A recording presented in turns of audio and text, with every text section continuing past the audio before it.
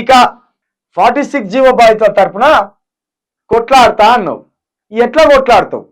రేవంత్ రెడ్డి గల్లాబట్టి నిలదీస్తావా? రేవంత్ రెడ్డిని ఒప్పించి ఈ జీవో 46ను కొట్టేపిస్తావా? లేకపోతే 46 జీవో బాధితుల తరఫున ఆమరణ నిరాదీక్ష చేపడతావా? లేకపోతే ఈ బాధితులను ఆదుకోవాలని ప్రజాభవన్ ముందు ఉరేసుకొని సత్తవా? లేకపోతే అదే ప్రజాభవన్ ముందు నిరాహార దీక్ష చేస్తావా? లేకపోతే మంత్రుల గల్లలు బట్టి ఇది కొట్టేయమని చెప్తావా? ఇది గత ప్రభుత్వం చేసిన పాపమే, నేను కూడా ఒప్పుకుంటాను. మరి నీ ప్రభుత్వం వచ్చింది, నువ్వు కూడా ఎమ్మెల్సీగా గెలిచినావు. కాబట్టి ఎమ్మెల్సీగా గెలిచిన నువ్వు 46 జీవో బాధితులకు ఎలాంటి భరోసా ఇవ్వబోతున్నావు? ఇక అదే విధంగా 2 లక్షల ఉద్యోగాలు, ప్రభుత్వ ఉద్యోగాలు ఎప్పుడు వేయించబోతున్నావు?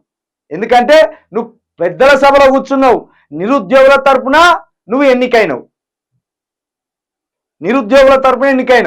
కాబట్టి ఈ బాధ్యత అంతా నీదే ఉంటది.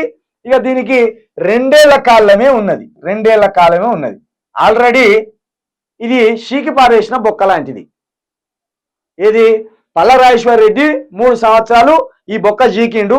ఈ షీకి పారేసిన బొక్కను పెంట మీద పడితే మళ్ళీ ఆ బొక్కన కావాలి, అదే షీక బుద్ధి అవుతుందని ఆ షీకేసిన బొక్కను తీసుకొచ్చుకొని నువ్వు షీకడానికి రెడీ అయినావు. కాబట్టి ఈ 2.5 సంవత్సరాల ఉన్నది షీకి పడేస్తావా, లేకపోతే నువ్వేమన్నా ముద్దుగా చేస్తావా?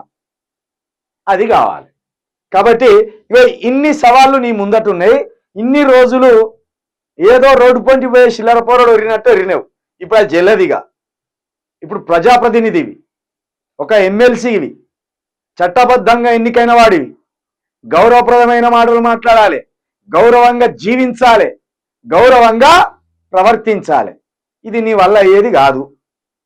ఇక ఇప్పుడు ఓట్లేసి కూడా మంచి పని చేసిన గ్రాడ్యుయేట్స్. మనోని అసలు భాగవతం అంతా ఇప్పుడు తెలుస్తుంది.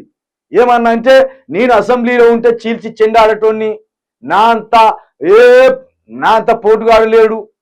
ఇక ఎన్ని మాటలు, సినిమా డైలాగులు. ఇప్పుడు తెలుస్తుంది.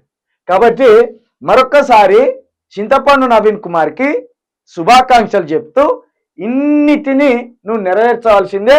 ఇవి నెరవేర్చకపోతే ఎట్లా నెరవేర్చాలో, ఎట్లా నీ భర్తం పట్టాలో అది మేము భర్తం.